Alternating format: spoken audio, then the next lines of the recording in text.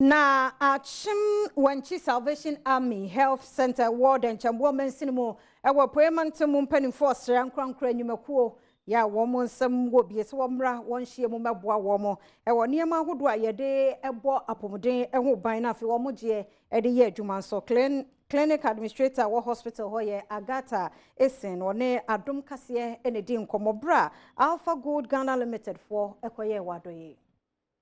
Adwuma mu mpanyinfo a wonom ewo Achim Wanchi Salvation Army Health Center ya ewo Denkyembour mensini mu ewo epoye mantam mu e de adesrede ato Ghanafo adwumakuya hodo enyumakuya anshan abayase ene anipa a wonom eye pado ye nyina se womehu wo mobo na omre wonom akade e betimi aboa womo ama watimi aye wonom adwuma yi ewo ayaresabia honom administrator ewo ayaresabia honom Agata Esen ene de sa adesrede etudwa ewo abra opanyine e woda Alpha Gold Ghana Limited ano e de Ghana sika empem no ene eniama ahodo bi ekokoma a wo mo sebeya COVID-19 yare no obetimi akon edisunkunim so how na aba no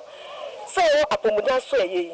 ehe baby papa atena na yetumi ahye wo na obaba ye nchen enti bibi te say adan ye betema ye ejuma no saban ya hode a onso ye mu nyoma te say otokrewa ye ka ho asem say saban tumi so ya se boaye ne a ebe boaye especially baby of doctor betena na wa ye ejuma na ama ye ne de ehu nya ye kese pa Saban to me boy and say the beji home epamucho facility no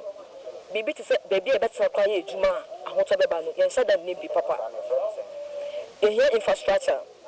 your OPD esa any medical officer na so any bangalumpo edema no any staff quarters